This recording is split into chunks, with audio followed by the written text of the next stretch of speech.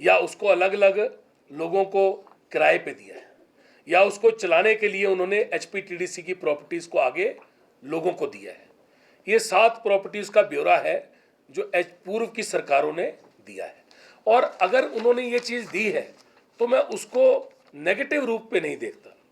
उनको लगा होगा, ये देखो सरकार हमेशा कंटिन्यूएशन में होती है।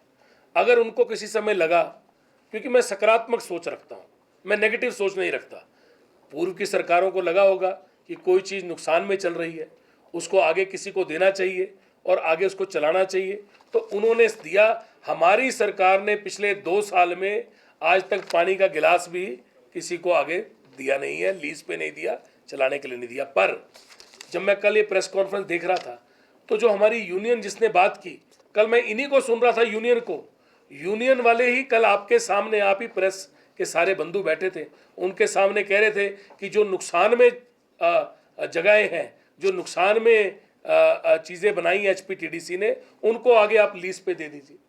वो अपने आप कह रहे हैं, पर हमने ऐसा कोई फैसला अभी तक नहीं किया, क्योंकि आज इसके लिए बड़ा भारी विचार होता है, इसके लिए सोच होती है, इसके लिए कंसल्टेंट अपॉइंट होता है।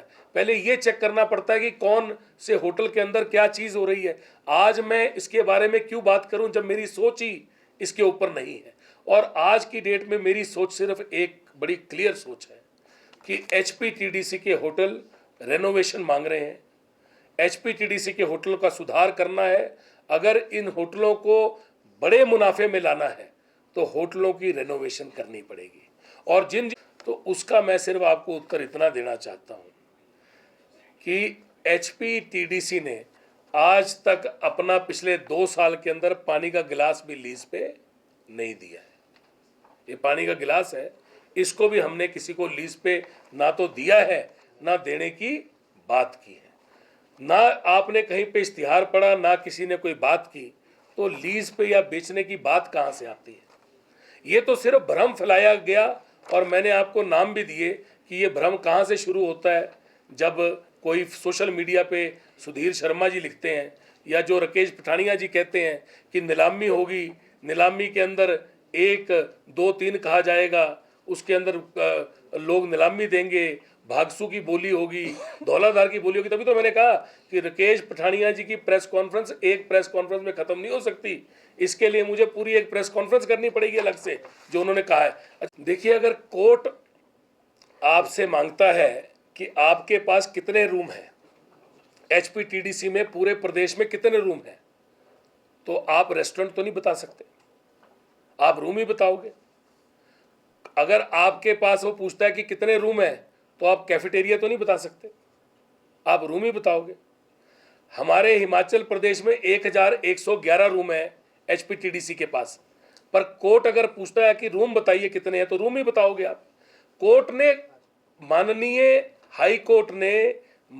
हाई कोर्ट ने सिर्फ इससे एचपीटीडीसी से उस समय यही पूछा था कि आप अपनी ऑक्यूपेंसी बताइए कि कितनी है होटल की, और इन्होंने अपनी ऑक्यूपेंसी बताई।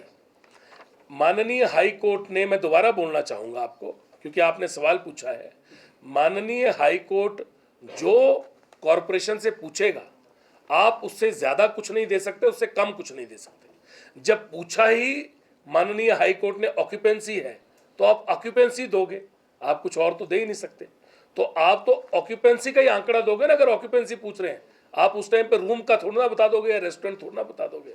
तो ये इसकी सच्चाई है। बाकी आप इसके बारे में, जिन लोगों ने प्रेस कॉन्फ्रेंस की थी, वो भी हमारा स्टाफ है, मेरे लिए वो मेरा परिवार है, एचपीटीडीसी का परिवार है। मुझे हमेशा उनको भी प्रोटेक्ट करना है, उनके बारे में भी सोचना है। पर कोई भी आदमी कहीं बैठ के पूरे प्रदेश को, या एचपीटीडीसी में जो आदमी 1673 लोग काम कर रहे हैं, उनको गलत इन्फॉर्मेशन नहीं दे सकता। उनको ये बात कही कि हम वाली साहब से कई बार जाके मिल चुके हैं और उनसे भी हमने अपनी बात उनके आगे रखी है। तो जिन एम्प्लॉय ने अपनी बात कही, वो क्या है, उनका क्या नाम है बताइए, क्या है? हाँ, जिन्होंने ये बात कही वो हमारे यहाँ से रिटायर हो चुके हैं। ये, हाँ, इनका नाम है ढाबे राम जी कैप्टन रहे और बड़ा लंबा अरसा इन्होंने एचपीटीडीसी के अंदर काम किया। और उसके बाद ये 31/3/2022 को फरवरी में हम लोग बने और मार्च में ये रिटायर हो गए। और ये रिटायर कैसे हुए थोड़ा सा मैं ये बताना चाहूँगा। पिछली सरकार में ही ये रिटायर हो चुके थे। ये पिछली सरकार में दबे राम जी रिटायर हो चुके थे, पर इनको कितने देर की एक्सटेंशन दी? 1 साल की पिछली सरकार ने एक्सटेंशन दी थी। और 1 साल की एक्सटेंशन इनको पिछली सरकार में मिली थी दबे राम जी को। और हमारी सरकार में जब हम आए तो हमने उसी टाइम पे एक डिसीजन लिया कि जितने लोग भी एक्सटेंशन में हैं या रीएम्प्लॉयड है उन सबको हम इकट्ठे एक साथ ही भेज रहे हैं।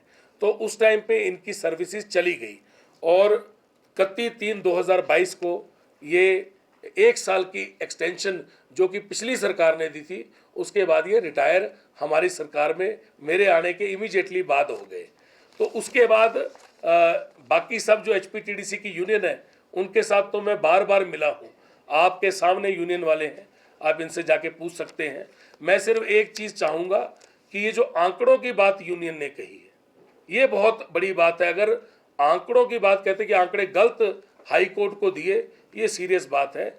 इस बात के ऊपर इमीडिएटली अगर किसी ने आंकड़े गलत दिए हैं तो हम एक कमेटी आज ही मैं कॉन्स्टिट्यूट करवा रहा हूँ ताकि इसको चेक करें कि अगर कोई आंकड़े गलत दिए एफिडेविट पे लिख के दें कि किसने आंकड़े गलत दिए हैं तो उसके ऊपर एक्शन लेंगे, नहीं तो कार्रवाई जिन्होंने ये चीज़ प्रेस कॉन्फ्रेंस में कही है उनके ऊपर भी हमको देखना पड़ेगा कि क्या करना है।